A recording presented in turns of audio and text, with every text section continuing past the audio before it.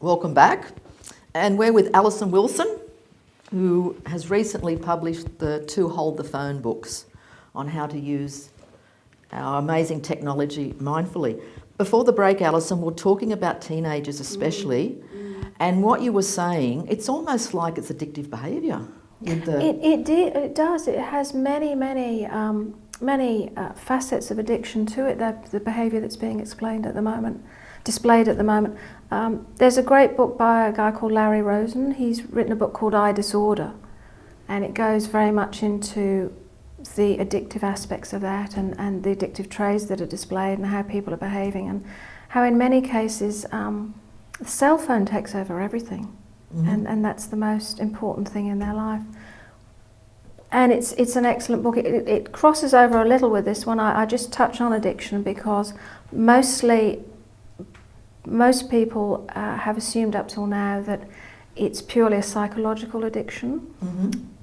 But when you look at the way that the radiation from cell phones interacts with the brain itself, it actually impacts on the areas of the brain that deal with addiction.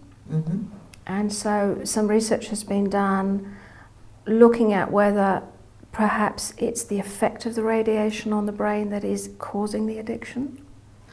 Okay. So while there are psychological elements to the addiction, the question that we now need to be asking is, are perhaps the cell phones causing the addiction themselves? Wow, that's big. So that hasn't been answered, but it's a very interesting area of research. Okay. So, continuing on your journey, where did that lead you when you're looking at, you studied building biology? Yeah, because I had to learn more about the impact of homes and buildings on us, because my home had an effect on our health. Yeah. The place that I found with the most credible information was the Institute of Building Biology and Ecology in the States. There is another institute of building biology, but it's in German, and my German is not up to speed enough to do that. It's technical enough anyway without. So I went to the States, and first of all I did an online course. In fact, it wasn't online. They didn't have it online. This was the olden days. I did a correspondence course, and then having passed that, I was invited to go over and train as a professional. And it was a big decision because you have to go to the States. There's a seminar series over there. But I decided it was important enough, so I went over to the States. And I remember a really unusual experience where they were talking about radio frequency radiation, which is the radiation that comes from mobile phones. And I just remember hearing how much this impacts biology, and just it was shockwave after shockwave and I couldn't believe it. And there was this strange experience where it was as if reality split in two. And I just stopped and I looked around at the class, and everyone was just listening, and it was just utter belief that if all this stuff was so well known that it was actually not only being talked about but being taught, officially taught, then how come no one else knew about it? I couldn't get my head around that. And so I decided that it was so important that I needed to play a part in that, just helping to bring the information to ordinary people, particularly mothers. I mean, people in my situation, when I was a mother of a child who wasn't well, it was just information that changed my son's health. So I felt it was really important to do what I could to try and bring the information I was hearing, unbelievable though it was, more into the public domain.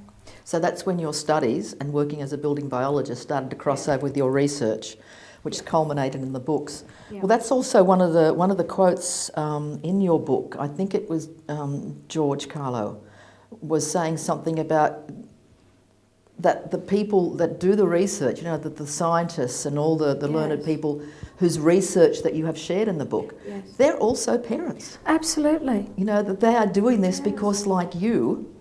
And this is the scientists who stand up and say what they found that flies in the face of what a lot of people want to hear. Are very, very brave people. It takes a lot to do that. And there are a lot of them. Yeah. And they keep standing up and they keep saying, please listen to us, we have some valid information here. Yeah. And what they are, all the scientists are universally united in saying we need more research. Mm-hmm. There isn't consensus yet on where this is going to end because we just don't know in terms of what the research is ultimately going to find. What we do know is that we have enough evidence while they continue on with their research. We currently have more than enough evidence to know that we should be careful. Okay, so then let's start looking at things like cordless phones in our homes, and how can we be careful, how can we be mindful? So why are cordless phones not such a great idea, and how can we... Okay, so going right back to the beginning, Yep. the important thing to know, the basis of all of this is that all mobile telecommunications technology, so whether you're talking about cell phones, Mm-hmm. cordless phones, or Wi-Fi and anything wireless, Mm-hmm. they all use and emit radiation that's called radio frequency radiation or microwave radiation. Mm-hmm. Like we have in our microwaves. Like we have in our where microwaves. We nuke our Yeah. food. Yeah. Yep. I mean, there are lots of technicalities within that, but just keeping it general, if Mhm. we refer to it as radio frequency radiation or microwave radiation, Okay. that's what's emitted by all our different forms of mobile telecommunications technology. A lot of people have heard something about mobile phones, cell phones. Very, very few people even think that that applies to their cordless phone at home. Mm-hmm. So a lot of people will use their cordless phone in preference to their mobile phone, not realising that in some cases cordless phones output more radiation. But the really critical thing about a cordless phone, if you have a phone, a cell phone that you're using, Mm-hmm. you're being exposed to that radiation while you're making a phone call. Mm-hmm. And then you put it down and you walk away and there's no more exposure. Okay. With a cordless phone, the same thing applies to the handset. Mm-hmm. But when you put that handset back into the base station, that base station, in order for you to be able to walk around your home with a cordless phone and pick up a signal anywhere, the base station has to fill your home with microwave radiation. So it sprays out radiation that fills your home or office 24 hours a day so that you have the convenience of walking anywhere with this handset. And we're going to show a demonstration of that, correct? We'll do that, Yeah. yeah. Yeah. So generally, the further away you walk, the harder this thing has to work, the more radiation it sprays out. Yeah. So you've got a double whammy. You've got the handset that you're holding next to your head, but almost more importantly, you've got the base station working 24/7, because that then becomes chronic exposure. Yeah. You're exposed to that all the time. The closer you are to it, the more exposure you have. And the younger you are, or the more frail you are, the more of an impact that will have on you. Now, again, I've seen people who haven't been able to sleep for years, not realising they've got one of these close to them. Many people have them on the bedside table. You unplug that, Yeah. and instantly the radiation stops, and people can start sleeping. Okay, well, let's have a look at your demonstration of that with your little gizmos. Yep. And then we'll go to break after that. So just a very quick demonstration to highlight the radiation that comes out of a DECT cordless phone. We're going to use a professional quality radio frequency meter.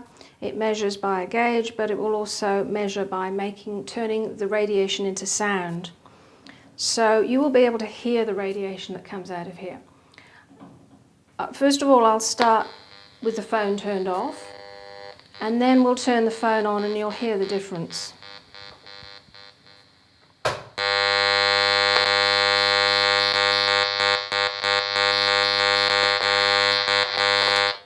Now I've turned that off so you can hear me. Anytime you're next to a phone, you can hear the huge amount of radiation that's coming out of it.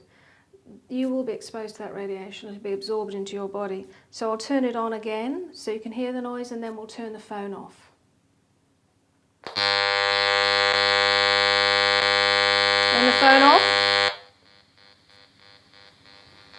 So, how to get rid of the radiation from a cordless phone? Turn it off.